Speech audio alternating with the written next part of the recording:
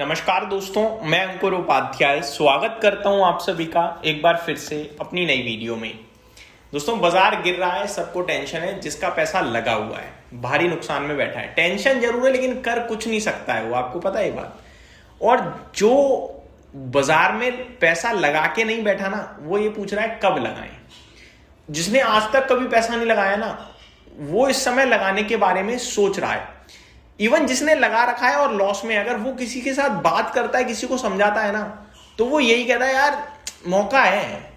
कोई दूसरे व्यक्ति को ये नहीं कह रहा है कि भैया मत लगाइयो सब खत्म हो जाएगा। लेकिन जब अकेले में व्यक्ति सोच रहा है, लॉस को देख रहा है, डर लग रहा है उसे और फिर वो बेच रहा है, ऐसी सिचुएशन में क्या करें क्या ना करें। दोस्तों, जो डेटा होता है ना, जो हिस्ट्री होती है, देखो पास्ट से हम पढ़ ही सकते हैं, कॉन्फिडेंस ले सकते हैं, सिचुएशन नाप सकते हैं कि ऐसे में ऐसा हो सकता है, वैसा हो सकता है।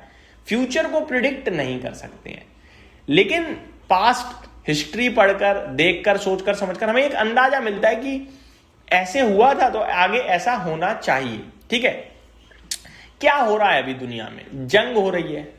क्या जंग हो रही है? यूएस वन साइडेड जीत रहा है। ठीक है, ईरान के साथ इजराइल और यूएस मिलकर अटैक कर रहे हैं ईरान पे। ऐसा नहीं है कि ईरान दोनों पे अकेले भारी पड़ रहा है, बस मन है उनका दोनों को मिलकर करना है तो कर रहे हैं।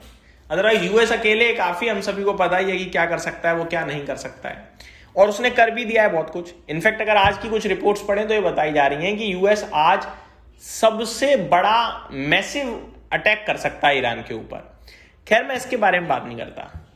प्रॉब्लम क्या है? प्रॉब्लम है क्रूड $92 हो गया है। कुछ रिपोर्ट्स आ रही हैं कि $150 तक जा सकता है। क्या होगा इससे? पूरा इन्फ्लेशन बढ़ जाएगा, इकोनॉमी वाइज बहुत स्ट्रेस आएगा। लेकिन कितने समय तक टिकेगा वहां पे, ये भी तो एक सवाल है। क्या ये जंग लंबी चल सकती है? 3 महीने 6 महीने चल सकती है, लेकिन क्या स्ट्रेट ऑफ हॉर्मोज 6 महीने बंद रह सकता है?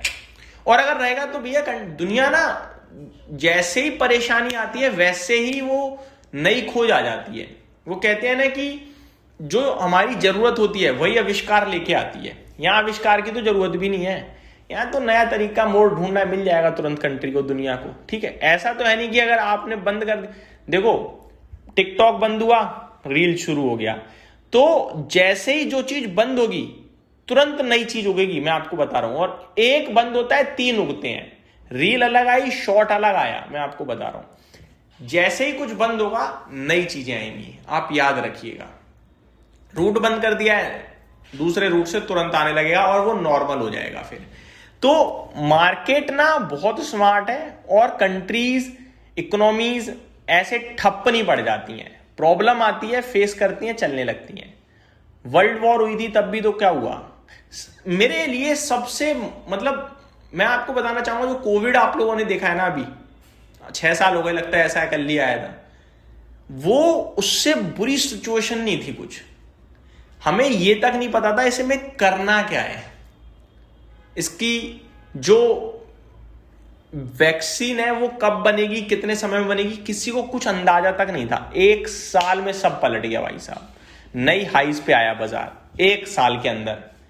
उससे बुरी सिचुएशन नहीं थी। आपको याद है, अपने घर में अपने बड़ों से पूछना कि भैया याद है कि लास्ट टाइम ट्रेन कब बंद हुई थी? कोविड में हुई थी। और उससे पहले पता नहीं कि ट्रेन कब बंद करी गई, कभी हुआ ही नहीं ऐसा शायद। तो ये दर्शाता है कि कोविड कितने बड़े लेवल की परेशानी थी। समझ रहे हो बात को? तो कोविड में आपने देखा बाजार गिरता है, उठता है, यहां भी गिरकर उठेगा। तो एक चीज क्लियर रखो अपने दिमाग में, जो फॉल है वो टेम्पररी है बट बहुत पेनफुल है। मैंने कल एक एग्जांपल यूज किया था, आज फिर करना चाहूंगा। जब इंसान बीमार पड़ता है उसे बहुत दर्द होता है, लेकिन डॉक्टर उसे बताता है कि तुम इतने दिन में ठीक हो जाओगे, दवाई खाओ। समझ रहे हो बात को? तो आप उस समय बीमारी में तो परेशान हो, लेकिन वो ठीक हो जाओगे आप। शेयर बाजार भी खराब हो रहा है, बेकार हो रहा है, डैमेज हो रहा है, लेकिन ठीक होगा, ये आप दिमाग में बिठा लो। अब आता है निवेश। बहुत लोग पूछते हैं भैया कहाँ निवेश करूं? तो मेरा मानना यह है कि इस समय मैं स्टॉक बताऊंगा, हो सकता है आगे पीछे होकर दिक्कत दे जाए। मैं सेक्टर बताऊंगा, हो सकता है वो सेक्टर देर में चले तो भी फ्रस्ट्रेट हो सकते हो। लेकिन मैं आपसे कहना चाहूंगा, आप फंड के माध्यम से मार्केट को प्ले करो, आप म्यूचुअल फंड्स के माध्यम से प्ले करो। मैं आपको 2 फंड बताना चाहूंगा पूरे बाजार को जो कवर करते हैं। ये अपॉर्चुनिटीज ना बार बार नहीं आती, ये याद रखिएगा। एक है फ्लेक्सी कैप फंड, पूरे बाजार को कवर करता है, और एक है मल्टी कैप फंड, पूरे बाजार को कवर करता है। कुछ डिफरेंस नहीं है इनमें, एक में बस ये कि पावर ज्यादा है, वो किसी भी जगह पैसा लगा सकता है, एक में डिसिप्लिन के तहत इक्वल पोर्शन में पैसा जाता है, दैट्स इट। यही बस डिफरेंस है, दोनों ऑलमोस्ट पूरे बाजार में जाते हैं पैसा। तो आप इन दो फंड्स में से किसी को भी चुन सकते हो, और आपको क्या करना है ना, हर दिन कोशिश करो एक्यूमुलेट करने की। आज लगा दिया, कल लगा दिया, परसों। इनमें सिप नहीं करनी हमें 10 साल 20 साल वाली, हमें 10 दिन के लिए सिप करनी है। मैं डेली लमसम मारूंगा, डेली। मेरे पे 100 रुपये है ना, मैं 10 आज लगा दे रहा हूं, 10 कल लगा दूंगा, 10 कल परसों ऐसे लगाऊंगा। ये मेरा फॉर्मूला है, सिंपल। क्योंकि मेरे को लगता है 10 दिन और ज्यादा से ज्यादा उठा पटक चल सकती है। जिस दिन बढ़ जाए कुछ मत करना, जिस दिन गिर जाए उस दिन डाल देना, दिमाग मत लगाना। और उसके बाद आपने 10 दिन लगा दिया, पैसा खत्म, और फिर और गिर गया तो क्या, वेट।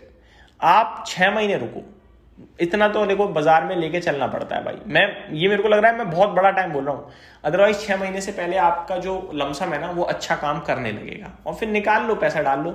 इसको कोई ये नहीं कह रहा कि मैं बहुत बड़ा हो जाएगा या तुरंत ये हो जाएगा, ऐसा कुछ नहीं कह रहा। नॉर्मल की एक्सपेक्टेशन रखो, आएगा, निकाल के बैंक में डाल देना, जो करना है करना। बट ये शॉर्ट टर्म में मेरे को लगता है कंपाउंड करने का एक अच्छा मौका मिल रहा है बाजार की तरफ से। उम्मीद करता हूं डिटेल्स डेटा पसंद आया होगा। Thank you so much for watching this video. Have a great day guys.